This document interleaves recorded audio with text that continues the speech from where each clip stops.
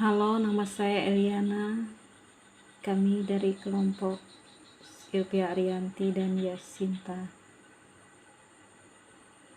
Kali ini saya ingin menjelaskan tentang gangguan dalam komunikasi data. Gangguan dalam komunikasi data yaitu yang pertama, delay, yaitu selisih waktu kirim dan terima, dipengaruhi oleh jenis media transmisi, jenis gelombang, dan lalu lintas data. Yang kedua, atenuasi, yaitu pelemahan sinyal, ditanggulangi dengan penggunaan repeater. Yang ketiga, noisy atau gangguan, yang ada white noisy, yaitu gangguan noise oleh alam dan lingkungan. Yang kedua, black noise, yaitu gangguan oleh kesengajaan manusia.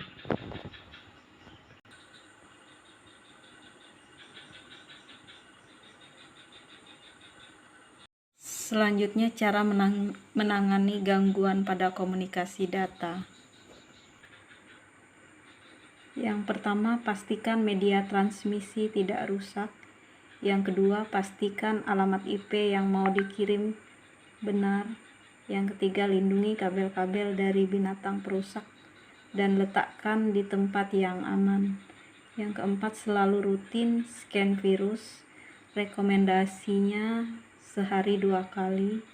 Yang kelima, HDD yang digunakan tidak boleh bad sector.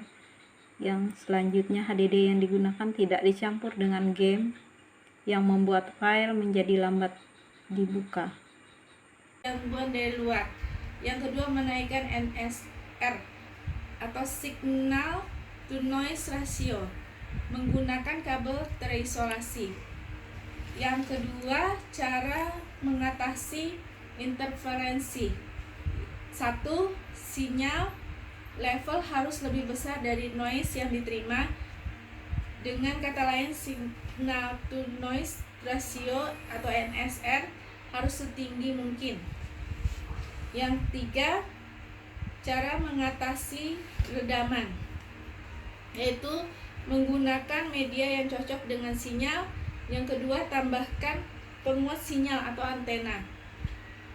Yang keempat, fading. Cara mengatasinya: 1. Tingkatkan level penguat sinyalnya. Buatlah antena tambahan agar sinyal bisa sampai dengan aman. Memanfaatkan frekuensi secara selektif, karena dengan menggunakan frekuensi yang berbeda, kemungkinan akan terus terpengaruhi fading dapat dikurangi.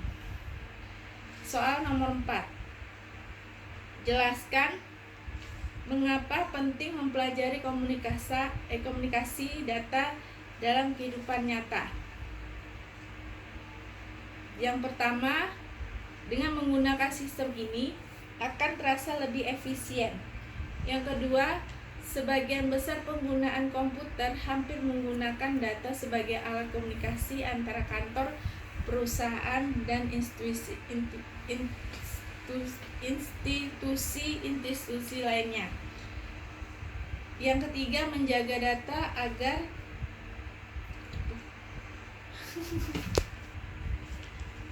nomor 4. Institusi lainnya. Yang ketiga, menjaga data agar sampai sesuai tujuan yang diinginkan. Yang keempat, dapat mengurangi keterbatasan waktu. Yang kelima, data menjadi terahasiakan. Sekian dan terima kasih. Mikron yang berfungsi mengirimkan sinyal laser inframerah. Yang kedua, multi model fibers mempunyai inti yang lebih besar dan berfungsi mengirimkan sinar laser inframerah. Terus, komunikasi tanpa kabel atau wireless. Wireless transmission terbagi menjadi 3: radio wave atau gelombang radio, gelombang mikro, infrared. Soal nomor 2 itu jelaskan gangguan dalam komunikasi data. Gangguan dalam komunikasi data ada 4, yaitu noise, inferensi, redaman, dan fading. Noise itu adalah sinyal-sinyal yang tidak diinginkan yang selalu ada dalam suatu sistem transmisi. Kedua, interferensi adalah sinyal pengganggu yang tidak diinginkan di mana frekuensinya berdekatan atau sama dengan sinyal yang diinginkan serta berdaya besar. Ketiga, redaman adalah turunnya level tegangan sinyal yang diterima akibat karakteristik media. Merupakan salah satu jenis noise yang kejadiannya dapat diprediksi. Yang keempat, fading. Fading adalah penyimpangan atenuasi yang mengalami sinyal carrier termodulasi telekomunikasi terhadap media propagasi tertentu. Soal nomor 3. Soal nomor 3, jelaskan cara menangani gangguan tersebut. Cara menangani dari noise itu 1. Mengantisipasi dan meminimalisir segala gangguan dari luar. Yang kedua, menaikkan NSR atau signal to noise ratio menggunakan kabel terisolasi. Yang kedua, cara mengatasi interferensi. 1. Sinyal level harus lebih besar dari noise yang diterima. Dengan kata lain, signal to noise ratio atau NSR harus setinggi mungkin. Selamat pagi. Di sini saya akan menjelaskan penjelasan pertama, yaitu media komunikasi data, yaitu bisa disebut medianya itu ada transmitter. Nah, jadi transmitter ini adalah elemen penting yang fungsinya untuk memproses beragam informasi data sebelum dikirimkan lewat media tertentu. Nah, jadi bentuk asli data sebenarnya berupa kode biner yang hanya diketahui oleh para ahli. Nah, untuk mengolah data tersebut agar menjadi sebuah file teks memerlukan media yang disebut transmitter tadi. Nah, kemudian transmitter ini membangkitkan kumpulan data terlebih dahulu, kemudian mengolah dan memprosesnya sedemikian rupa. Nah, jadi setelah data tersebut diolah menjadi kategori teks tertentu, maka akan diubah dan dikirimkan melalui perangkat lain dengan bentuk sinyal analog. Nah, jadi kemudian dikirimkan dan disalurkan kepada perangkat sebagai penerima data. Nah, jadi ada contohnya dari transmitter ini, yaitu modem. Fungsinya itu mengirimkan digital bit stream dari satu perangkat ke perangkat lain. Nah, lalu proses penyaluran tersebut dikirimkan lewat sinyal analog dari jaringan telepon.